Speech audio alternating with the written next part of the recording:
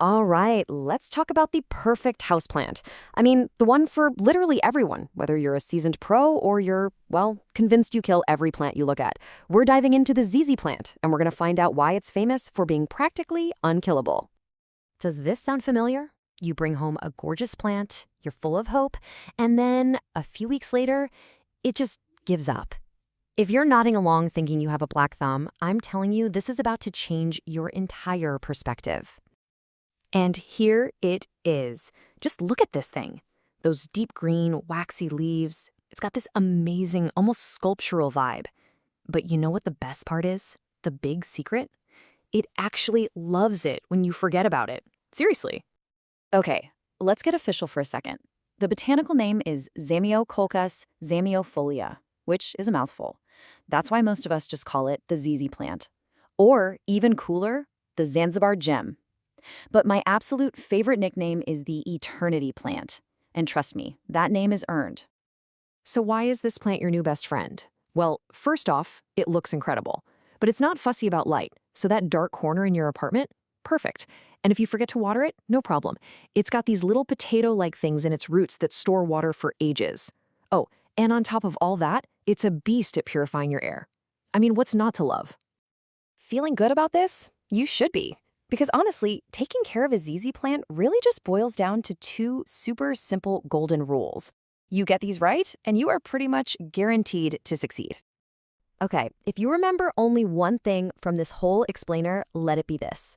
The number one mistake people make, the number one way these plants die, is from too much love, too much water. They are built to be dry. So here's the foolproof test. Stick your finger down into the soil like an inch or two.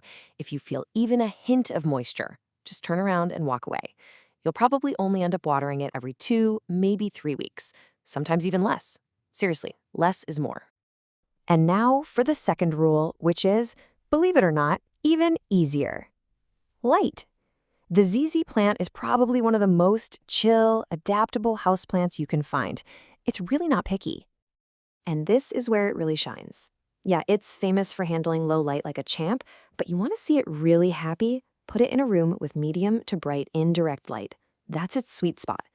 The only thing you really want to avoid is putting it right in a window with harsh, direct sun that can burn its leaves. Okay, you've got the golden rules down. Your plant is alive. High five. But what if you want to go from just surviving to actually thriving? Let's level up your plant game. Just 2 quick pro tips here. For soil, you want something that drains really well. Think cactus or succulent mix. Anything that stays soggy is a big no.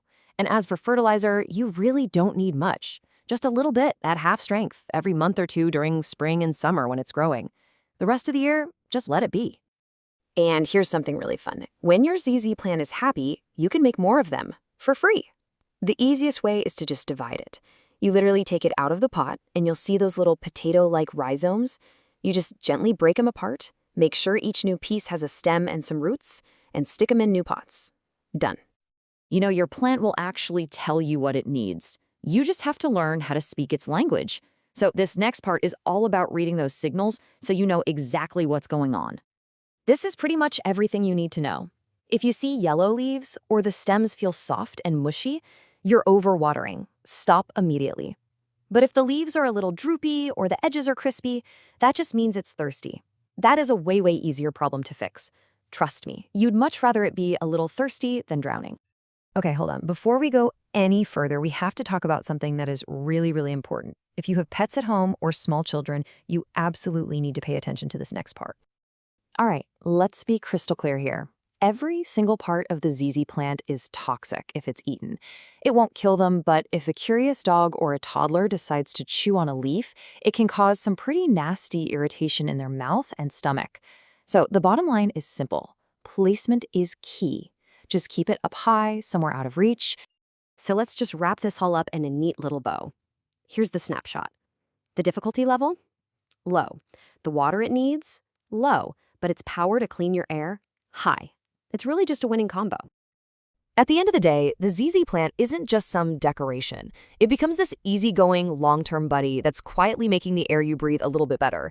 It's a true investment in your home. Which brings us right back to that perfect nickname, doesn't it? The Eternity Plant. With just a little bit of know-how and, frankly, a lot of neglect, this is a plant that can be with you for years and years. So the real question isn't can you keep it alive, it's how many are you going to get